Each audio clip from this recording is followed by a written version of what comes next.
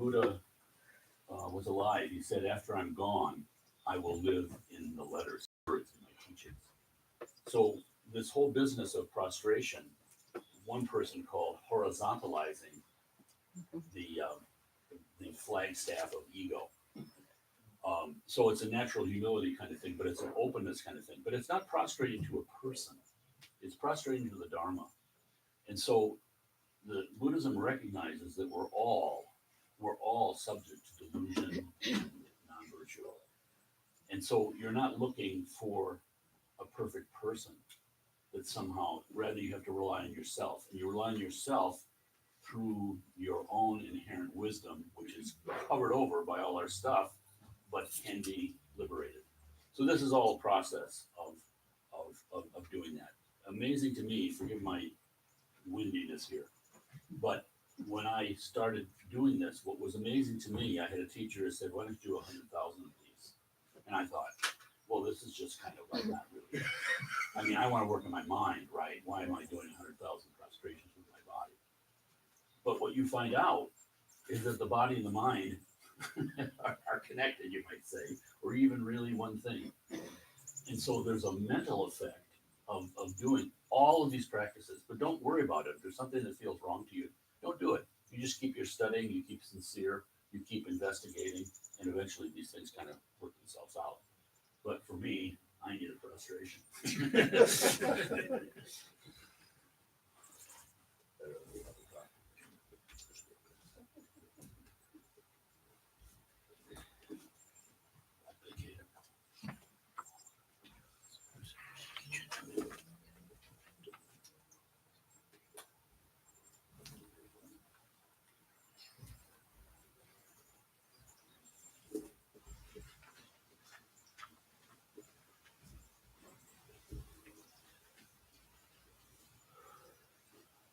Isn't there a story about the guy who's like said, "I know everything about Buddhism, but I'm not doing prostration"? Yeah, right. All right. All right. So if we can open, should.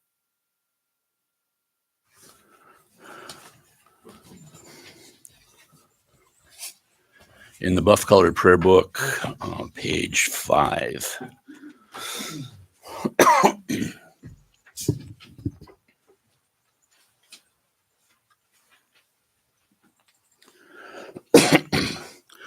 With all enemies who hate me, hinderers who harm me, and those who obstruct my liberation and omniscience foremost, may all mother sentient beings equal to space have happiness, be free of suffering, and quickly attain precious, unsurpassed, complete enlightenment.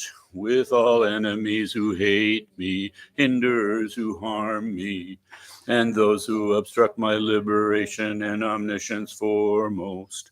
May all mother sentient beings equal to space have happiness, be free of suffering, and quickly attain precious, unsurpassed, complete enlightenment. With all enemies who hate me, hinderers who harm me, and those who obstruct my liberation and omniscience foremost.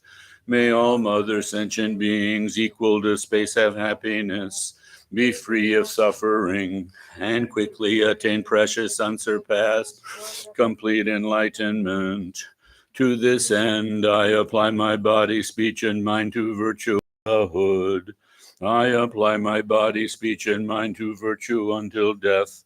I apply my body, speech, and mind to virtue from today until tomorrow at this time.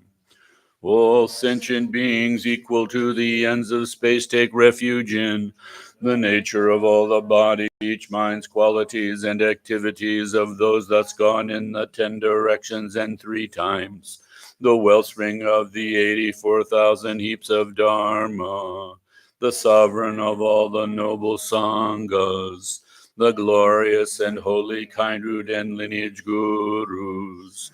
We take refuge in the assembly of deities, in the Buddha Bhagavans. We take refuge in the holy dharmas. We take refuge in the noble sanghas. We take refuge in the assembly of Viras, Dakinis, Dharma, protectors and guardians with the wisdom eye. We take refuge in the glorious and holy kind root and lineage gurus. We take refuge in the assembly of deities in the Yidam's mandala. We take refuge in the Buddha Bhagavans. We take refuge in the holy dharmas. We take refuge in the noble sanghas. We take refuge in the assembly of Viras, Dakinis, Dharma protectors and guardians with the wisdom eye. We take refuge in the glorious and holy kind root and lineage gurus. We take refuge in the assembly of deities in the Yidam's mandala. We take refuge in the Buddha Bhagavans. We take refuge in the holy dharmas. We take refuge in the noble sanghas. We take refuge in the assembly of Viras, Dakinis, Dharma, protectors and guardians with the wisdom eye. Till I reach the heart of awakening, I take refuge in the Buddha's hall. In the Dharma and assembly of Bodhisattvas too I take refuge. Just as all Sugatas of the past brought to birth the mind of awakening, and in each and every training of Bodhisattvas step by step did dwell. Just so for the benefit of beings I too bring to birth awakened mind. And in each and every training thus step by step I'll train myself like so. Till I reach the heart of awakening, I take refuge in the Buddha's hall. In the Dharma and assembly of Bodhisattvas too I take refuge. Just as all Sugatas of the past brought to birth the mind of awakening, and in each and every training of Bodhisattvas step by step did dwell. Just so for the benefit of beings I too bring to birth awakened mind. And in each and every training thus step by step I'll train myself so. In the Buddha, Dharma, and assembly excellent, I take refuge till I come to full awakening. By the merit of my deeds like generosity, may I achieve Buddhahood for beings' benefit. In the Buddha, Dharma, and assembly excellent, I take refuge till I come to full awakening. By the merit of my deeds like generosity, may I achieve Buddhahood for beings' benefit. In the Buddha, Dharma, and assembly excellent, I take refuge till I come to full awakening and the cause of happiness. May they be free of suffering, cause of suffering. May they not be separated from the happy suffering. May they abide in equanimity, free of attachment and aversion to near and far. May all mother sentient beings equal to space have happiness and the cause of happiness. May they be free of suffering and the cause of suffering.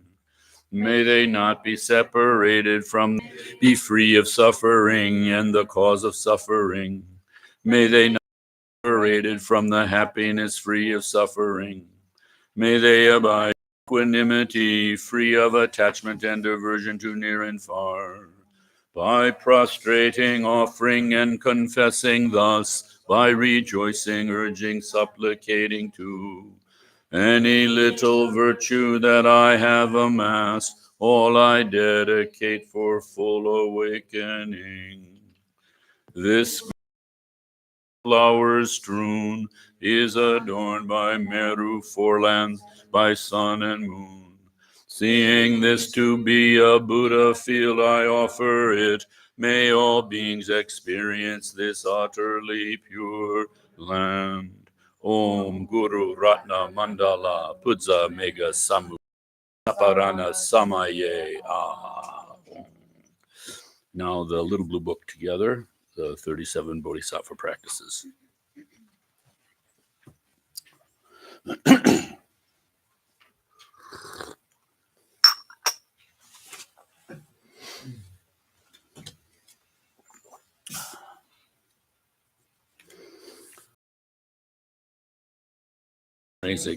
Who, while seeing all phenomena and lack coming and going, makes single-minded effort for the good of living beings. Perfect Buddha's source of all well-being and happiness arise from accomplishing the excellent teachings, and this depends on knowing the practices. So I will explain the practices of bodhisattvas. Having gained this rare ship of freedom and fortune, here think and meditate unwaveringly night and day in order to free yourself and others from the ocean of cyclic existence. This is the practice of bodhisattvas. Attached to your loved ones, you're stirred like water. Hating your enemies, you burn like fire. In the darkness of confusion, you forget what to adopt and discard. Give up your homeland. This is the practice of bodhisattvas. By avoiding bad objects, disturbing emotions gradually decrease. Without distraction, virtuous activities naturally increase. With clarity of mind, conviction in the teachings arises. Cultivate seclusion. This is the practice of bodhisattvas. Loved ones who have long kept company will part. Wealth created with difficulty will be behind. Consciousness, the guest, will leave the guest house of the body. Let go of this life. This is the practice of bodhisattvas. When you keep their company, your three poisons increase. Your activities of hearing, thinking, and meditating decline, and they make you lose your love and compassion. Give up bad friends. This is the practice of bodhisattvas. When you rely on them, your faults come to an end, and your good qualities grow like the waxing moon. Cherish spiritual teachers more than your own body. This is the practice of bodhisattvas. Bound himself in the jail of cyclic existence, what worldly God can give you protection? Therefore, when you seek refuge, take refuge in the three jewels. This is the practice of bodhisattvas. Your mothers who loved you since time without beginning are suffering. What use is your own happiness? Therefore, to free limitless living beings, develop the altruistic intention. This is the practice of bodhisattvas. All suffering comes, wish for your own happiness. Perfect Buddhas are born from the thought to help others. Therefore, exchange your own happiness for the suffering of others. This is the practice of bodhisattvas. Even if someone out of strong desire steals all your wealth or has it stolen, dedicate to him your body, possessions, and all your virtue, past, present, and future. This is the practice of bodhisattvas. Even if someone tries to cut off your head when you haven't done the slightest thing wrong, out of compassion, take all his misdeeds upon yourself. This is the practice of bodhisattvas. Even if someone broadcasts all kinds of unpleasant remarks about you throughout the 3,000 worlds, in return, with a loving mind, speak of his good qualities. This is the practice of bodhisattvas. Though someone may deride and speak bad words about you in a public gathering, looking on him as a spiritual teacher, bow to him with respect. This is the practice of bodhisattvas. Even if a person for whom you've cared like your own child regards you as an enemy, cherish him specially like a mother does her child who is stricken with sickness. This is the practice of bodhisattvas.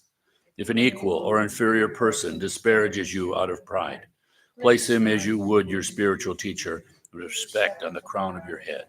This is the practice of bodhisattvas. Though you lack what you need and are constantly disparaged, afflicted by dangerous sickness and spirits, without discouragement, take on the misdeeds and the pain of all living beings. This is the practice of bodhisattvas. Though you become famous and many bow to you, and you gain riches to equal Vaishravanas, see that worldly fortune is without essence and be unconceited. This is the practice of bodhisattvas. While the enemy of your own anger is unsubdued, though you conquer external foes, they will only increase. Therefore, with the militia of love and compassion, subdue your own mind. This is the practice of bodhisattvas. Sensual pleasures are like salt water. The more you indulge, the more thirst increases. Abandon at once those things which breed clinging attachment. This is the practice of bodhisattvas. Whatever appears is your own mind. Your mind from the start was free from fabricated extremes. Understanding this, do not take to mind inherent signs of subject and object. This is the practice of bodhisattvas. When you encounter attractive objects, though they seem beautiful like a rainbow in summer, don't regard them as real and give up attachment. This is the practice of bodhisattvas. All forms of suffering are like a child's death in a dream. Holding illusory appearances to be true makes you weary. Therefore, when you meet with disagreeable circumstances, see them as illusory. This is the practice of bodhisattvas. When those who want enlightenment must give even their body, there's no need to mention external things. Therefore, without hope for return or any fruition, give generously. This is the practice of bodhisattvas. Without ethics, you can't accomplish your own well-being. So wanting to accomplish others is laughable. Therefore, without worldly aspirations, safeguard your ethical discipline. This is the practice of bodhisattvas. To bodhisattvas who want a wealth of virtue, those who harm are like a precious treasure. Therefore, towards all, cultivate patience without hostility. This is the practice of bodhisattvas. Seeing even hearers and solitary realizers who accomplish only their own good, strive as if to put out a fire on their head. For the sake of all beings, make enthusiastic effort, the source of all good qualities. This is the practice of bodhisattvas. Understanding, disturbing emotions are destroyed by special insight with calm abiding. Cultivate concentration which surpasses the four formless absorptions. This is the practice of bodhisattvas. Since the five perfections without wisdom cannot bring perfect enlightenment. Along with skillful means, cultivate the wisdom which does not conceive the three spheres as real. This is the practice of bodhisattvas. If you don't examine your own errors, you may look like a practitioner but not act as one. Therefore, always examining your own errors, rid yourself of them. This is the practice of bodhisattvas. If, through the influence of disturbing emotions, you point out the faults of another bodhisattva, you yourself are diminished. So don't mention the faults of those who have entered the great vehicle. This is the practice of bodhisattvas. Reward and respect cause us to quarrel, make hearing, thinking, and meditation decline. For this reason, give up attachment to the households of friends, relations, and benefactors. This is the practice of bodhisattvas. Harsh words disturb the minds of others and cause deterioration in a bodhisattva's conduct. Therefore, give up harsh words which are unpleasant to others. This is the practice of bodhisattvas. Habitual disturbing emotions are hard to stop through counteractions. Armed with antidotes, the guards of mindfulness and mental alertness destroy disturbing emotions like attachment at once, as soon as they arise. This is the practice of bodhisattvas. In brief, whatever you are doing, ask yourself, what's the state of my mind? With constant mindfulness and mental alertness, accomplish others' good. This is the practice of bodhisattvas. To remove the suffering of limitless beings, understanding the purity of the three spheres, dedicate the virtue for making such effort to enlightenment. This is the practice of bodhisattvas. For all who want to train on the bodhisattva path, I have written the 37 practices of bodhisattvas, following what has been said by the excellent ones on the meaning of the sutras, tantras, and treatises. Though not poetically pleasing to scholars, owing to my poor intelligence and lack of learning, I've relied on the sutras and the words of the excellent, so I think these bodhisattva practices are without error. However, as the great deeds of bodhisattvas are one of my poor intelligence, I beg the excellent to forgive all faults, such as contradictions and non sequiturs. Through the virtue from this, may all living beings gain the ultimate, conventional, altruistic intention, and thereby become like the protector Chenrezig, who dwells in neither extreme, not in the world, nor in peace. Okay, good morning, everyone. Now, first, this little blue book. Please, if you don't have one, please feel free to take one as White Lotus's gift to you. It was composed in, I think, the 1300s, the 1200s, 13th century, I think, by a Tibetan monk. And our teacher, Garchen Rinpoche, who's the lower photo there, has said that the entire Buddhist path can be found in this book. There's an outer meaning, there's an inner meaning, there's a secret meaning, there's an innermost secret meaning to it. So it's wonderful, but it's complete. He's had it published in all sorts of different languages. It's in Spanish, Chinese, Cantonese, Ukrainian, Russian, French, you name it, Eastern European languages. So it's a very valuable little thing. You can, it's also considered to be kind of like the essence of the Dalai Lama's favorite book, which is Entering the Bodhisattva Path, considered to be the best, the highest book on conduct that came out of India. So please feel free to take one of these and read through it. You can take one verse a day and try to act on that. You can also use it as kind of a mirror for your own behavior. You run into some sort of difficulty, something in the world that's terrible is happening. You can check with this book to see a bodhisattva that is a being on the way to who's manifesting enlightened characteristics would act. And this is extremely helpful for us because, the Dharma, the teachings of the Buddha, is something that can be relied on. You learn about it, you investigate, but then you analyze it. You have to look into it deeply. Is patience really better in this situation as opposed to this situation? You do that kind of mental engagement with yourself. And of course, that leads to it leads to a greater degree of stability in your mind. Your mind suddenly has, like Lama Tarchin would say, my mind is very vast. There's plenty of space in which I can dance. So instead of feeling impinged by all the stuff that's happening in our thoughts, suddenly the spaciousness comes out. And then with that encouragement, with that having convinced yourself, or at least giving you enough confidence to take another step, we meditate. Meditate in Tibetan is gom. It means grow accustomed to. Grow accustomed to what? To the virtues that you've just been analyzing and convincing yourself of.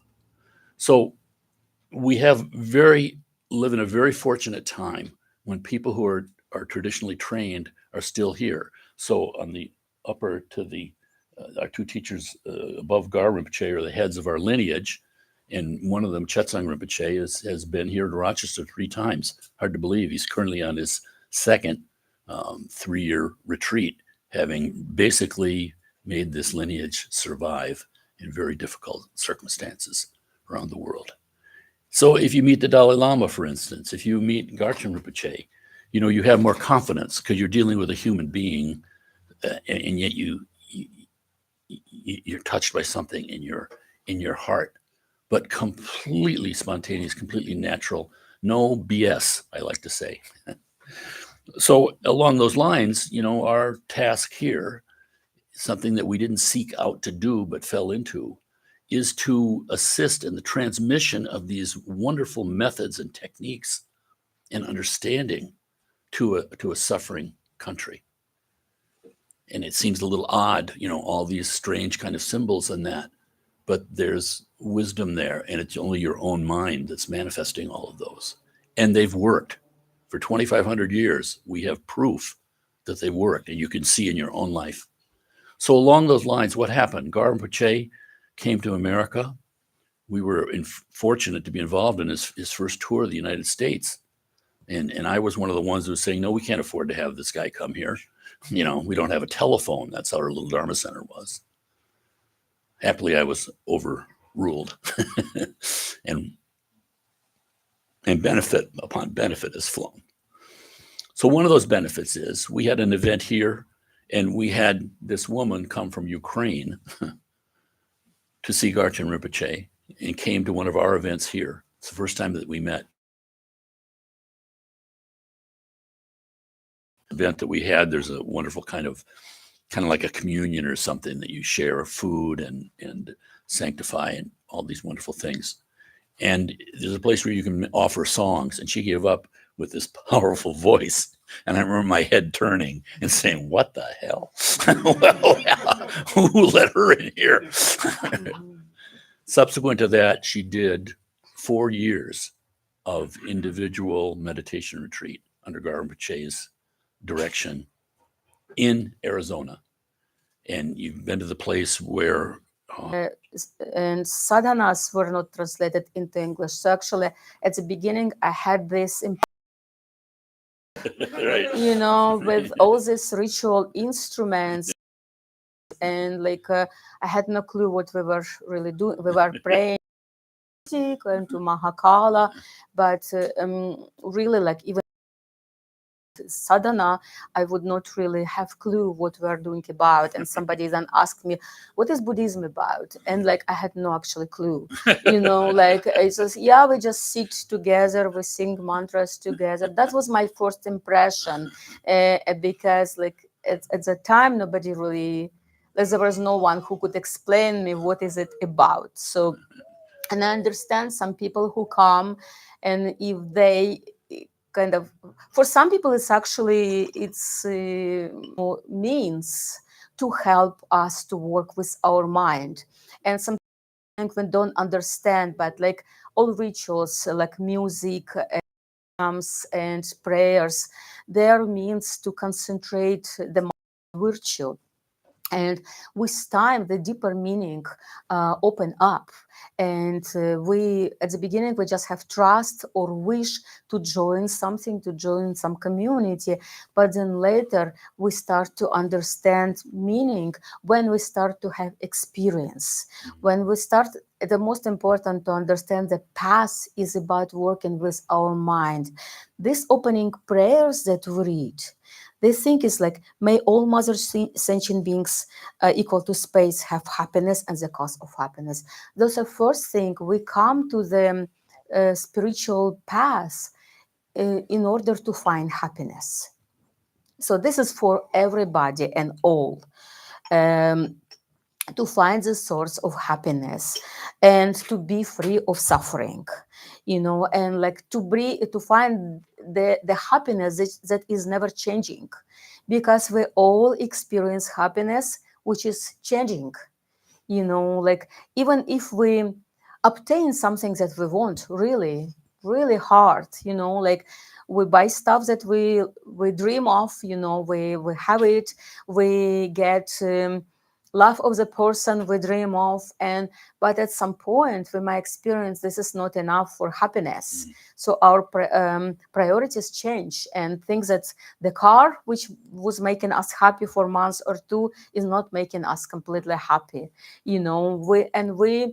We chase some ideas believing that they will make us happy, and that are actually wrong, because no outer objects will ever make us happy. What makes us happy, it's our own mind. So we, on a path of dharma, we are searching for happiness in our mind, and it's not that we are creating that happiness. That happiness is always present. This is essence of our mind.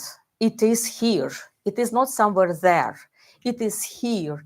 It just like covered, but by wrong perception, by wrong views. There are few concepts on the path of Buddhism. They're like such at the beginning of the path. There's some concepts that may be difficult to understand, but it's just like coded language. It's like every path using its own coded language, and we're practicing. With practice, we start to understand it, and it becomes very simple. When spiritual path is very simple, so it's like there are like thousands of books, like hundreds of thousands teachings, 84,000 teachings given by Buddha, and in order to actually discover that inner happiness, we don't need to listen all the 84,000 teachings. We don't need to meet all the spiritual teachers. We don't need to receive all the possible empowerment and practice all kind of sadhanas. We can choose one thing, and that will be enough. We can apply all the wisdom that is taught, that was given by masters, but by enlightened beings of the past, and apply to one single practice, and like to apply to our daily life. And that's wisdom. When we can do that, we can say we have a wisdom that we can see what exactly and how exactly we can apply Buddha teachings to our daily life. But to come to that point, we all have wisdom, because like just to function, to live, we need to be able to recognize what we have to adopt and what to discard. And that's already wisdom. We understand what is bad for us, what is good for us, and that's already wisdom. But in terms of a spiritual path, wisdom is something that recognizing which will bring us ultimate happiness.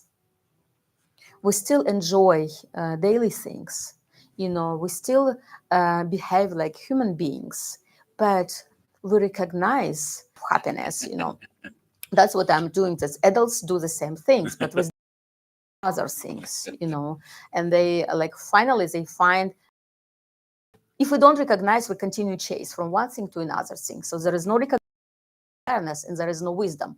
But if we look and we contemplate how my life is going, so I had this thing, I was happy, and then I stopped being happy, and then it's actually turned into suffering, so. And that's how happiness ends. Things to which we have attachment, they because they bring us happiness at the beginning and then bringing us suffering later. The cars that we like we're driving 10 years, 15 years, but then it starts break up and it brings our constant suffering, and we hate it, something that we loved before. And that's how with everything, if there is no wisdom, of course, if we have wisdom and we apply these emotions to our old car, in the right way, we look what kind of negative emotions are arising when we're dealing with old car. So we can use that for our past, for progressing and past, in order to develop more wisdom. But if we're just reacting, so we can see that everything brings our happiness, brings later suffering. And it's because we have attachment. Attachment is expectation, built on expectation. We are expecting that things will work the same way, that relationship will work the same way. But we are changing, our emotions are changing, and the world also is changing around. It's not constantly, it's not static. So it's teaching of impermanence. We already, even if we don't, if we are new on a path of Dharma, we already know what is impermanence. And it's not only that everybody dies, but impermanence is everyday thing which give us happiness or suffering, and fluctuation of our mind, and fluctuation of our emotions. This is all impermanence. We are not able to hold the same emotion all the time. They change depending on situation. So, and that's also impermanence. So we are all Buddhists. No matter what path we practice, we all apply this concept, or rather, we are not Buddhist, but Buddhist path applies universal concepts. And I'm not talking that only Buddhist path is right. As Garchen Rinpoche says, most of the religion bring us to the essence. The different means. Some religions lost some big part of teachings due to wars and other circumstances. The Tibetan Buddhism is having kind of path intact.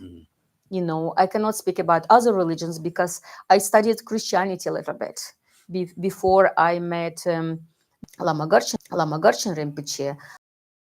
I had this experience. What is that? Love without awareness, what is out happiness, on outer things. But that's my karma too, that it's that I had this experience when I met Lama Garchen Rinpoche. Different karmas, but we're not trying to practice. It's not like sect, which says that only this path is right. It's just path which has which gives the means that can help us to quickly realize that essence of happiness. And we apply the worldly wisdom as well. So, and it's proven by realized masters. We have thousands of years realized masters, and this schools that from one master to another master, they pass these teachings, and so they pass these essential teachings which help us to realize that very quickly.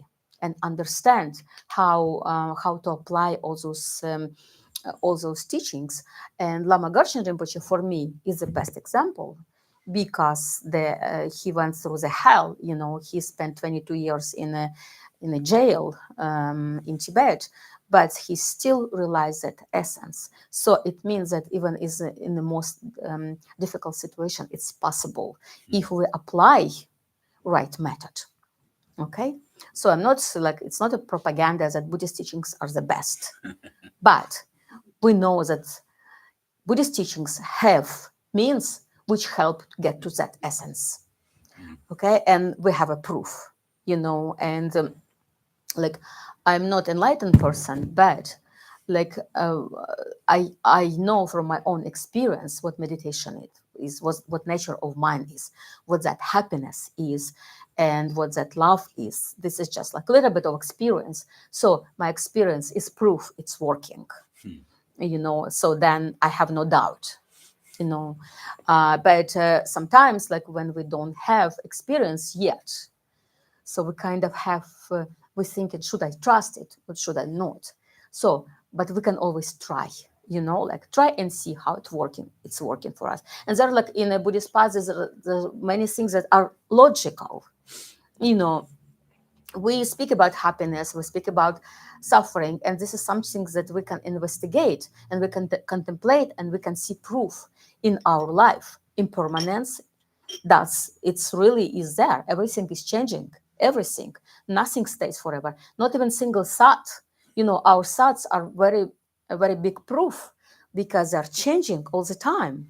And if we are practicing awareness, stillness of the mind, like those of you who practiced vipassana, shamatha, and reach that level when mind become very still, we can see that whatever thoughts, like whatever thoughts are arising, they dissolve. No matter how you hold on that thought, it will never stay, because it's impermanent in its own like nature.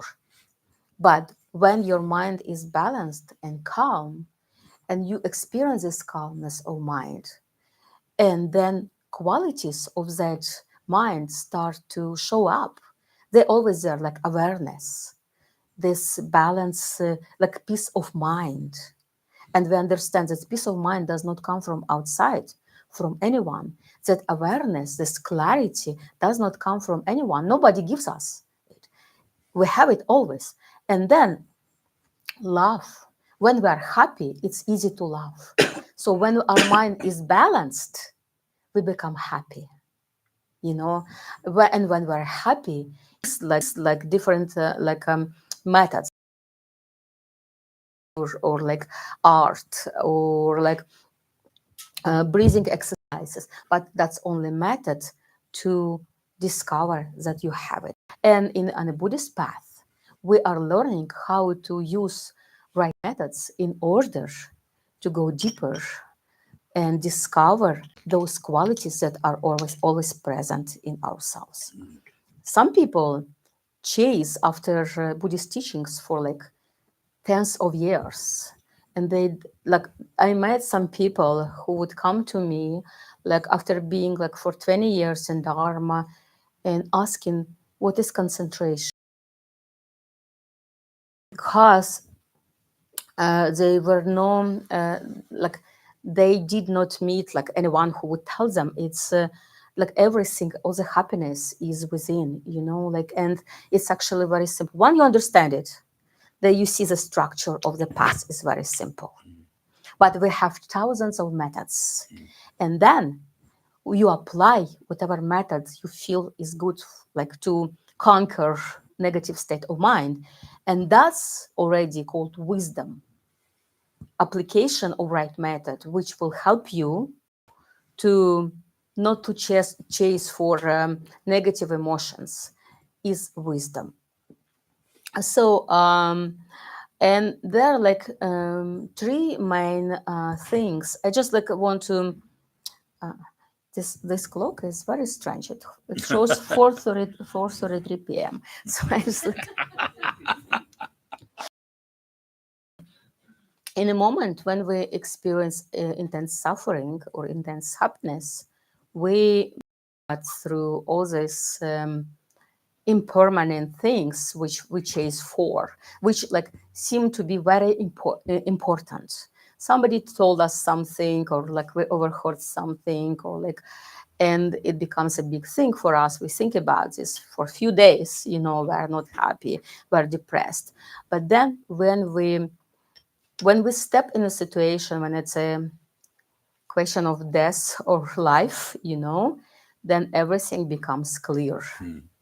You know, everything which is like you see how many unimportant things are present in our life and how we neglect the most important things like love, like people who we really love, and things that are making us happy, that we neglect ourselves. We don't make happy ourselves. We're like missing simple things that are making us happy. So in those intense moments, it becomes very clear. And so because some members of our Sanka in Ukraine are fighting on the front line, so they share their thoughts about, like, most of you know Yaroslav, yeah? So who was also, we were together in a for war for 2022. He went to front line. He was in Kiev at the time when intense like this, 20 on February 22nd, 24th, there were like intense bombing of Kiev, and it was it's like it was not like usual reality. So, and he said, like, I cannot stand it. I have like all my friends going to fight. So he went to fight, and like he was coming here and going back. And just recently, he was in an area, and he said, like, I was continuously reciting mantra Sitatapatra non-stop, day and night. And now it's like the war of the drones. Not only the drones, and like this is crazy how like not in US, I don't think that you have it yet, or in other countries, but Ukraine and Russia, they have like the biggest drone army. Like, in one day, in Ukrainian sky, like there was like a couple days ago 600 drones, 600, in one night. And Yaroslav says that it's like they are chasing after you, they are sitting in the grass, they're like like under bushes, like in ravines. And it's like they're not only flying, it's like every moment you can die, not from a rocket, but from the drone. And he says, like, when you're there, like, you don't know, it can happen any second. Yes. And he said, at that time, your awareness is so crystal clear. And like, you are so everything to the point, here and now. Because, this moment can be your last moment. Like, and you recite like mantra of Sita Tapatra. And he said, like, I see, like, he's here, I recite hundreds of thousands day and night, day and night, and so imprinted on his mind.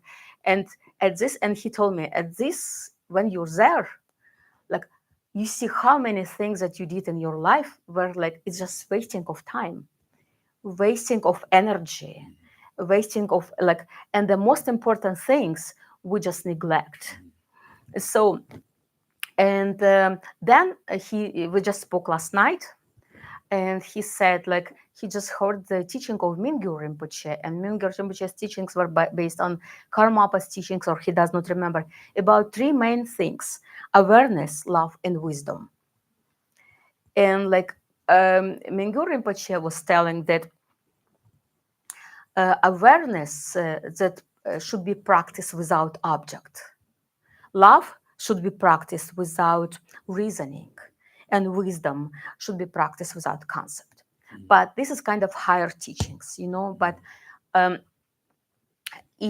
but this is things around which we practice always: awareness, love, and wisdom. These three main things on a path.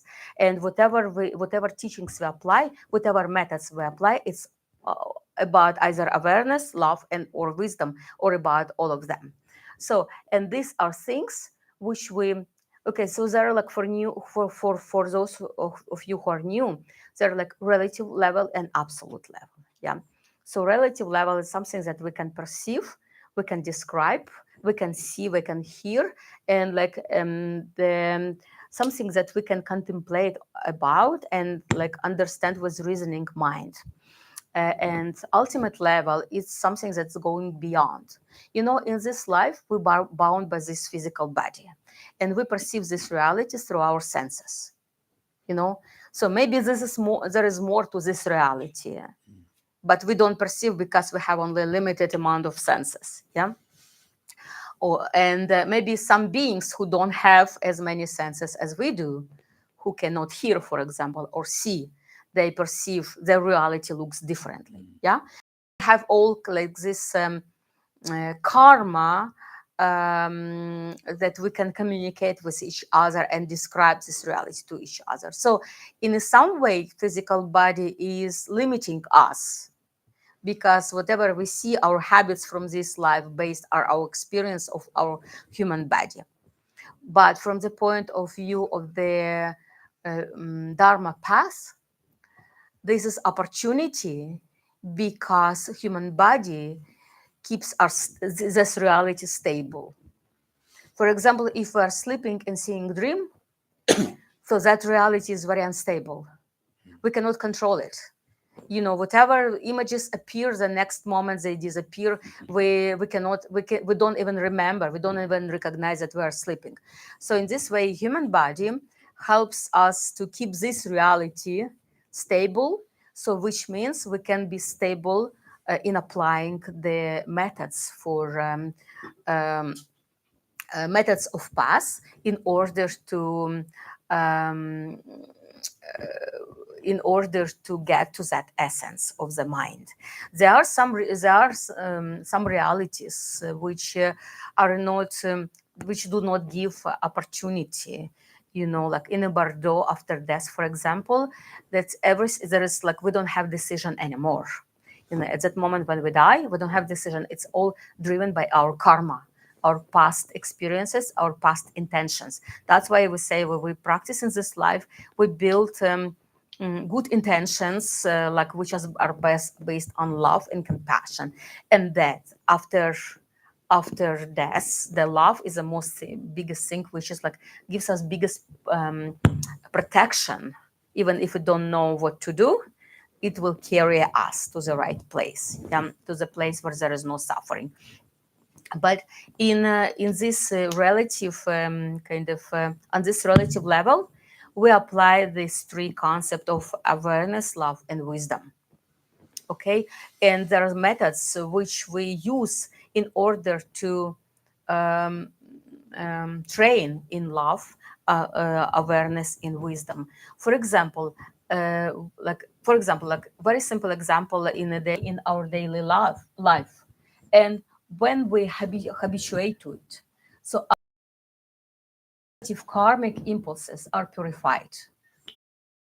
We were talking about this before a lot. So we are like a computer program by our reactions. So every situation we have reaction, and this reaction is a result of our previous and attitudes.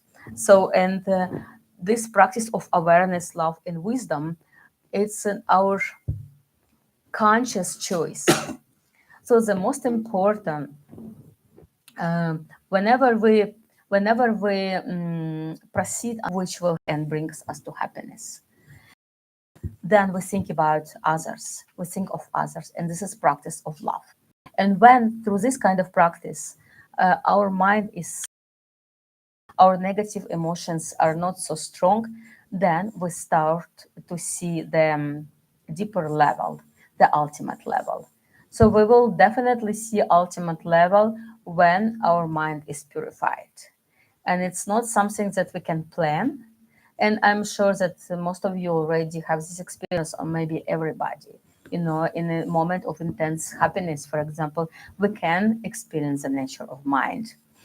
You know, and so, and also if we remember, like if we want to teachings, and if we want to understand whether it's for us, will it bring us happiness? Is this waste of time? Like, should I do it? So we just contemplate the reason, meditation. What is it, what it should give us, what we should expect from meditation, what is the ultimate result of meditation. And so contemplation on a dharma path is very important. We do not just blindly follow instruction, we understand why do we need to follow these instructions.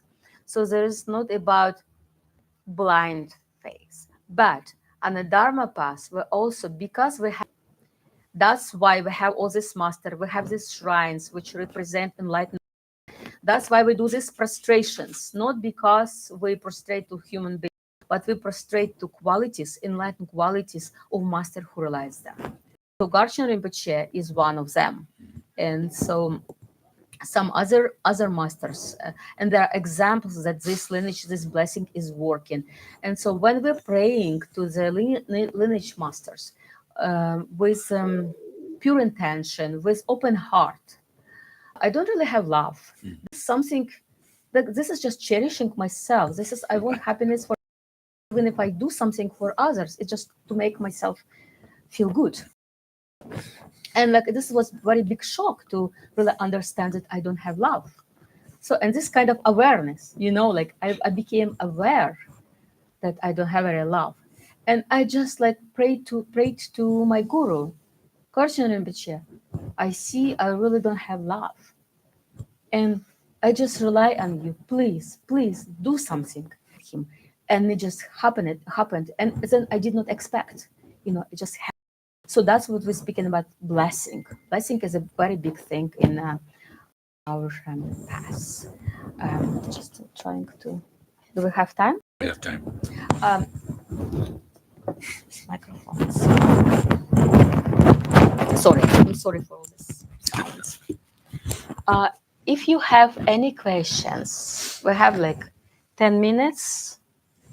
If any of you listen to the teachings on happiness, I just am convinced that the conventional definition of happiness is not the same as what we hear in the Dharma teachings. And I really question whether, like most people, and myself included, if we really had the chance for this happiness you describe, we might not even want it, or we might not be comfortable. It seems like it could be very uncomfortable. And I'm reminded of, there was one anecdote of the one Lama, and I forget who it is, who says to his followers, how many of you, if we have those moments of clarity, at first it can be very uncomfortable. Mm-hmm. And it's like, well, how can I distract from this calm and the peace and the clarity? But then over time, it gets more comfortable. And so I think there might just be a definition issue, and I'm just wondering what you think about that. Thanks. This is actually a question, because sometimes when we speak about love and happiness, there is like, some people perceive it's like we have to give up everything that we liked before, everything that we enjoyed before. No, that's not the way. The happiness we are talking about is from the pleasures, but it's finding the root of the pleasure. Everything that gives us pleasure, like food, riding in a car, swimming in a, becomes more, gives us more happiness. So loving, like boundless love, does not mean that we stop loving family members or like loved ones, children, like partners. No, we actually, it means that our love, like they are first who benefit from this, and they feel like our love becomes unshakable, so nuns, but that's not the reason, some people to become monks or nuns because they have karmic predisposition to this, and they're happy with that, leading lives that like that. But that does not mean that those people practice Dharma and we don't practice Dharma, because the essence of Dharma is always present. So happiness practicing, we just discover in our mind. We would never be able to experience it. You know, those conditions happen us to discover that we are actually we have the happiness in our mind. But then this is like because we perceive it, when we discover our own happiness, we believe that that's not our own happiness. That's what wrong view. We believe that those conditions dictate us when we're happy or no. And with time, but it just lies it's not just like logical knowledge, but meditation, we are uncover that innate happiness. And instead of being happy sometimes, we are happy all the time. And we do not stop happy from experiencing things on outer level, like our senses, kind of how say we experience, like when we discover this inner happiness, then our senses, that's what we say, our senses becomes buddhas and bodhisattvas, like, and consorts. So I'm happy.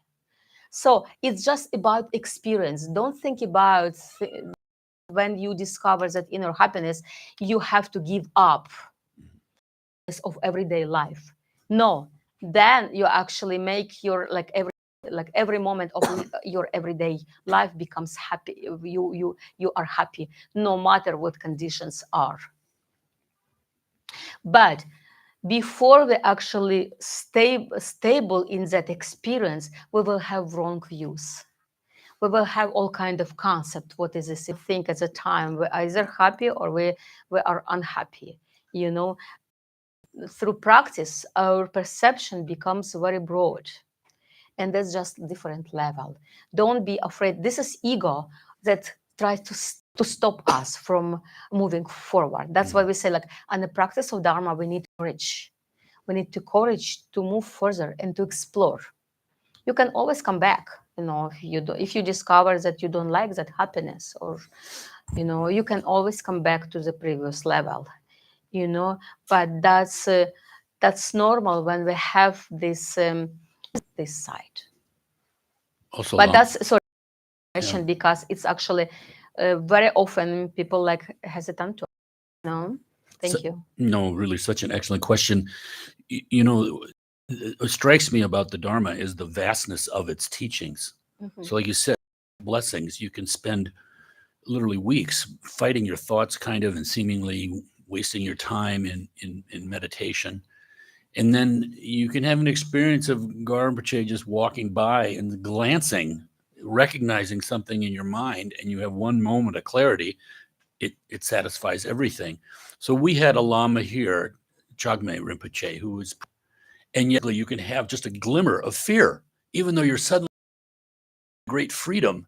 We still have our own kind of habit, There's 84,000 different methods because it's kind of funny like that. It's just all beneficial, and there's a method for you there. You just keep going. We're so fortunate with all of this. And if you're someone like me, this is the radical transformation of yourself to discover who you are. That's what's so crazy about this. We're not even acting in accord with who and what we really are.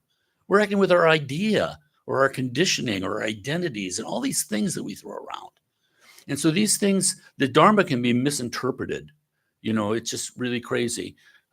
Someone like me who has to sort of read the entire menu before I have the confidence to order something. Ordinary people, right? He discovers gravity. And he got a letter, English philosopher, that said, are you saying that essence of matter is gravity? And Newton said, don't describe that view to me.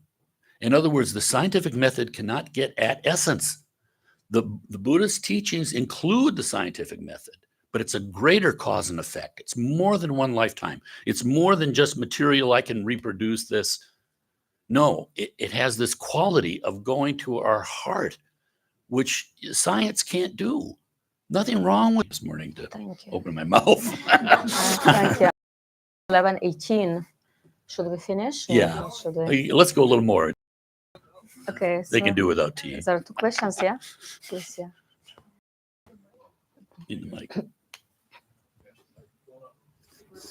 Passing it up. Yeah.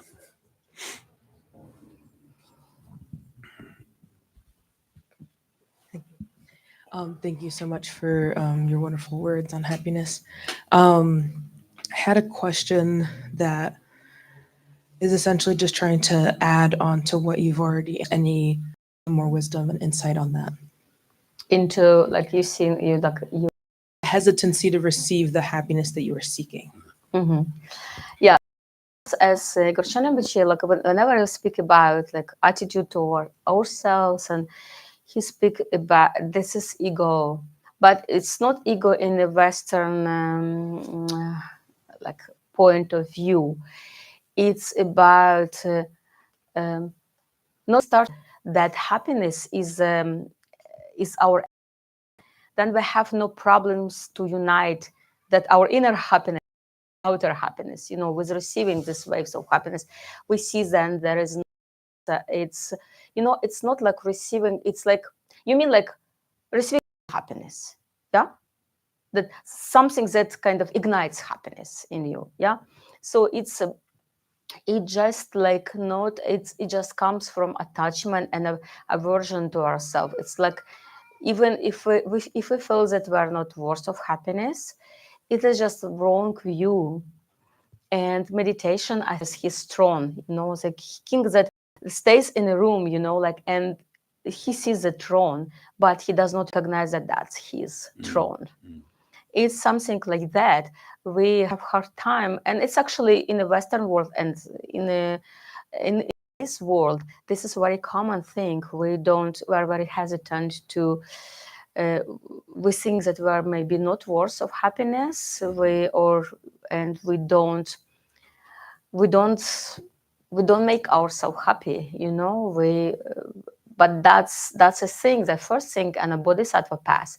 We have to experience happiness. The teachings, there are methods to experience, for you to experience, like you have, once you recognize that you have this happiness, then you have no problem. And in order to recognize this happiness, it's very simple. Like there are concentration. What concentration helps, it stops chasing, we stop chasing after the habitual tendencies, because even thought that I cannot accept happiness is program. This is a habit. This is karmic habit through whatever your life experience or like so whatever helps us to stay focused in one place. We focus on one place. We are not chasing our program, chasing our thoughts, and then because they are impermanent, they will disappear sooner or later. And we basically don't have to do anything. We just have to stay in one place with awareness, not to grasp. And all those methods are means to step down and to stay in one place for some times. And then whatever is impermanent, and we see they are running our minds, they are running. Our decisions are based on those programs, And so then through the focusing on one thing, we kind of, then those qualities naturally start to wake up because they're always present. And you can see that you are the source of happiness. And then you have no problem with accepting love and happiness. To the service today. And from what I'm hearing, and what I want to ask is, so Buddhism is not a religion; it's spiritual practice. So, Thanks for question. It's actually, it depends how you want to perceive it. If you want religion, it is religion. If you want spiritual practice, it is practice. If you wanted science, it is science. About your mind. But you're right. Like, so you, it is not just like praising to something or like to someone we don't. The result is calm mind. So If we practice calm mind, the result is clarity and happiness. It's just like very, very, very short. Like, so if we know practice love toward others, so the result is also mind and happiness. So we basically know why we're doing this, and there is lots of contemplation. And so when you practice it, it's like your choice. Sometimes teachers, like, you ask teacher question, what should I do? And teacher might give advice you, what should you do? But it's like not forever. Agnostic, even atheistic people who are interested in psychology who come here sometimes and they see all of this and they say this is too religious. And then we have sometimes Christian people who are attracted by the Dalai Lama's teachings on love and this great compassion, and they will come here sometimes and they'll say, religious enough. Buddha described his teachings as the middle way between the nihilism, which is like our modern atheism. We're just mindless blobs of protoplasm mutating endlessly, and there's no meaning to nothing, into the essence. So they have an actual solution there, whereas the nihilistic view, our mind doesn't, and can be very, very destructive. And we all sit still for a couple hours. And when I trying to go over this resistance on my mind, it is screaming, So that's a spiritual path. So, and it's like 3 in 1. Yeah. 3 in 1 oil. Yeah, Kin, yes.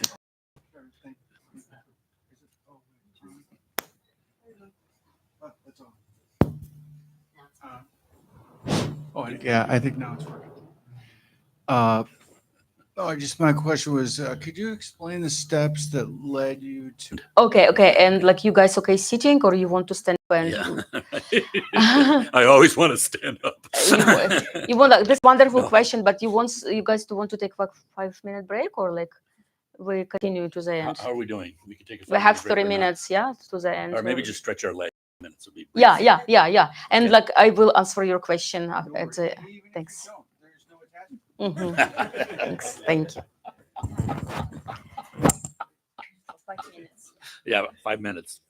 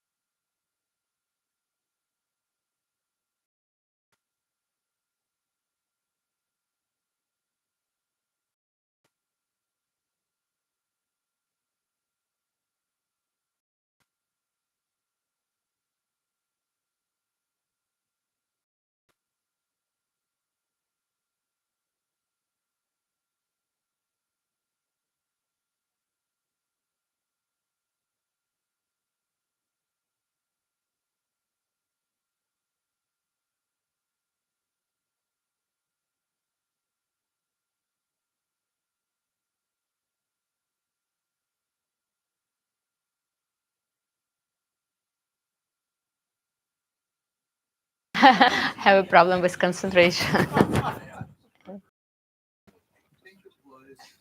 Yeah, it's about devotion. Yeah. Yeah.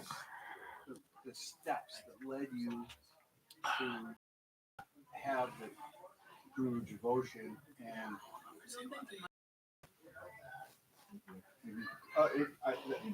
It's got two buttons. is on. There are two buttons No. there. It's not muted and it's on. Oh, the battery might be dead. Or no, or it just.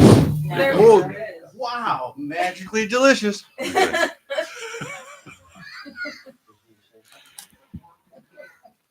So, is that what I said?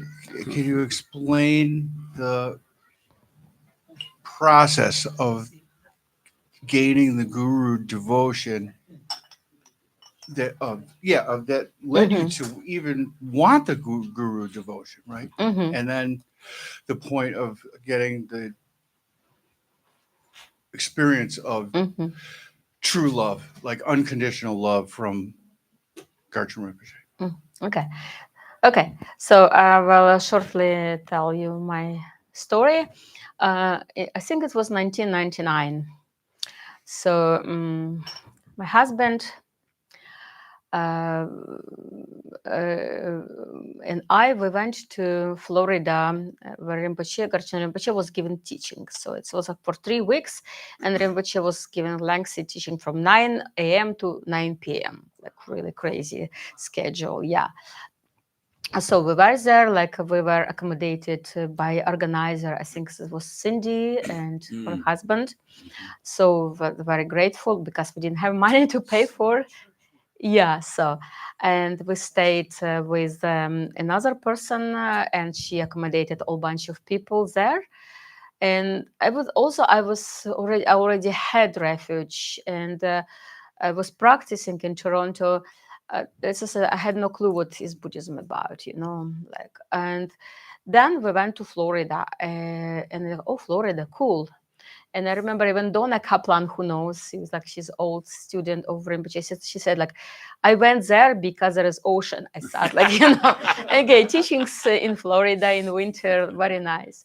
So I remember, like, first day, we're sitting like from 9 a.m.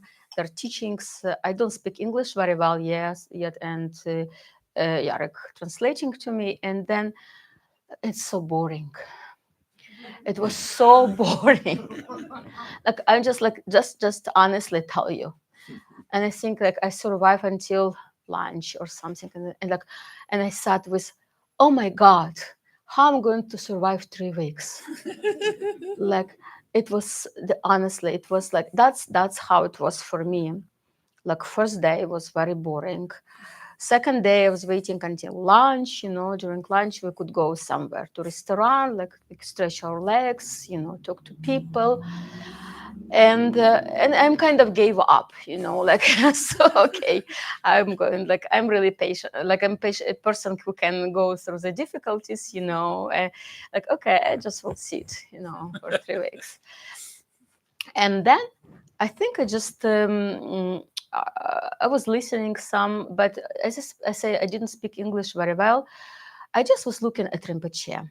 This was only one person to look at, like you could not turn around, people sitting, meditating. And I just was looking at him and like not even listening or everything. And also this Buddhist kind of wording, like, like I did not really understand what is this about mind, like, natural mind, like bodhicitta, that did not have much clue, like, that didn't. So I just was sitting and looking at Rinpoche. And then at some point he looked at me, and it's because I has nothing else to look at. I just look at him. And I think just at some point, because of his bodhicitta, of his love, I started to feel something, like it was not devotion yet, but at some point I really liked that person, like, and it became pleasant to look at him. And Rinpoche is just charismatic, and like he's laughing, making jokes which I did not really understand at the time. And I just was looking at him, and just he was looking at everybody, and I think he was looking sometimes at me. And it just started to, something started to wake up. And at that time, I did not even realize, what was that about. But this was kind of new feeling. And I just first it was just pleasant to look at him. And then I started to like him. I just like when I'm looking at her, and I like when you're looking at me, and I felt this kind of like not interest, but it's like compassionate kind of engagement. And I think because of his compassion, I started to like him even more. And so the next day I was looking forward to coming. And I say, like, I did not really understand much. We were doing some mantras, some empowerments, but it just at some point I just start to cry. And I cried for whole 3 weeks. Like I just felt this love. I could not really understand that love yet, but it just like it was something that would bring like all the pain, and I was still young. I did not experience much hardships, but still, for some reason, suddenly I found that I just wanted to cry, and like without reason, and then just all kind of experience started to pouring on, and I think I experienced the nature of mind. And then later, and I did not even know that I experienced the nature of mind. And at the end of the 3 weeks, like I just was so solid in this, just staying in that state of nature of mind. When I left, we went back to Toronto, to this person's mind. And after that, I had no doubt. I really understood what spiritual path about, what Yidam is about, Torah is about, and like I'm of my enlightened qualities, which I do not recognize. It's easy to recognize it in an outer object than to see that you have it. So so then everything in my life and everything is what it's about, like all these methods, without speaking English, understood what the Buddhist path is about through his love. And that's why I think like love is a universal language.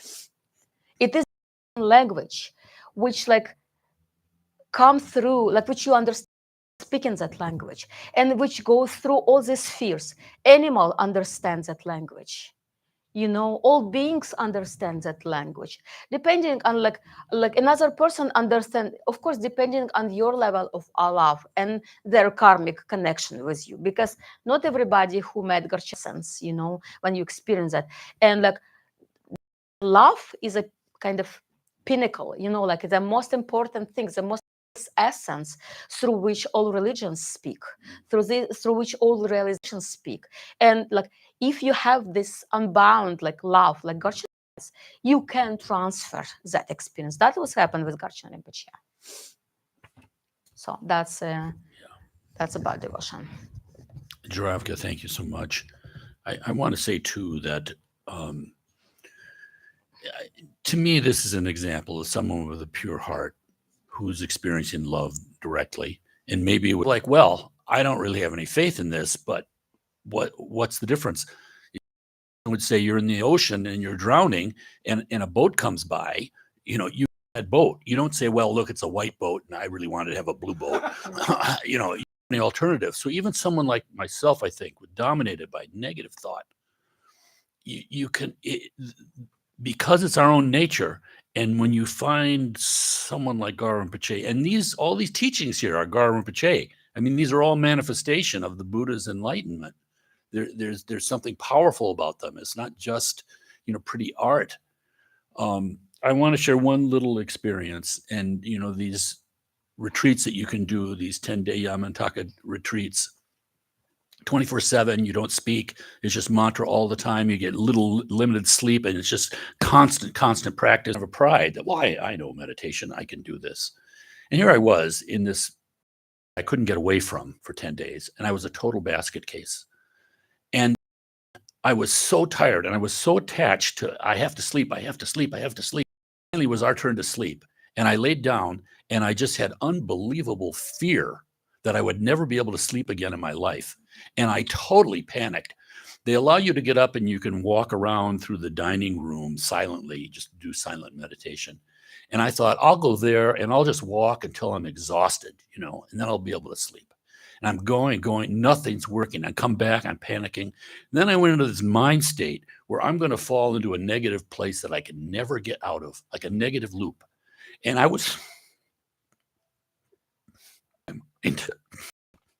he decides to wake up at that time. And I'm thinking back, maybe I can do some more walking meditation. He's looking at me with a big grin, and he just goes, yeah. That's the way to your liberation. He didn't say that, but that's how I took it. The fact that he knew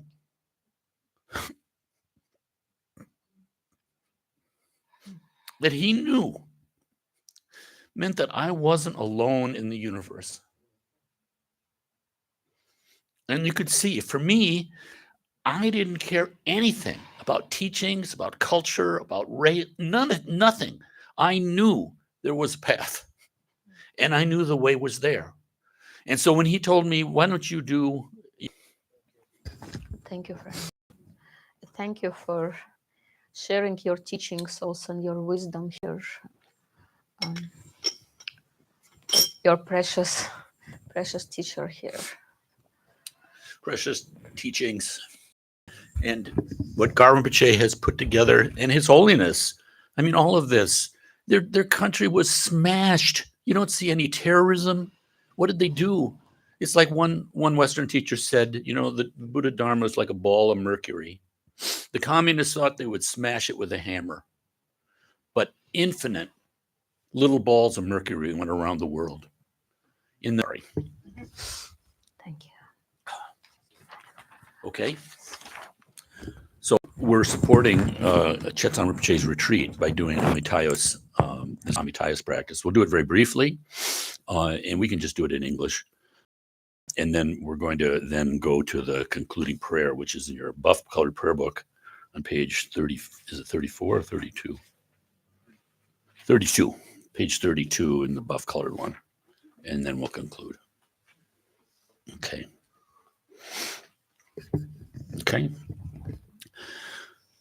Amitayos, foremost guide of this world, glory.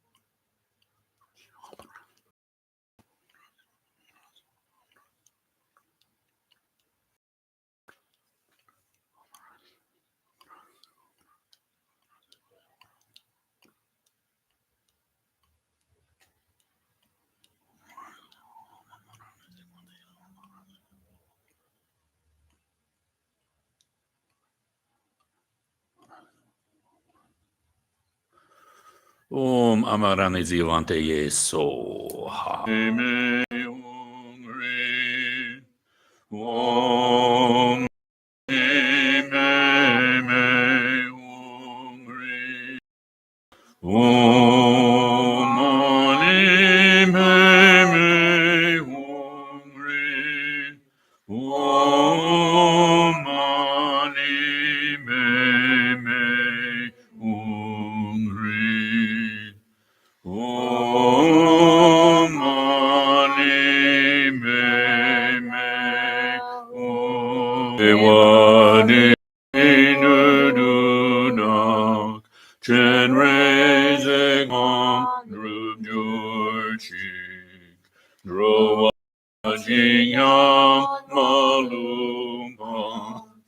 Nei salamu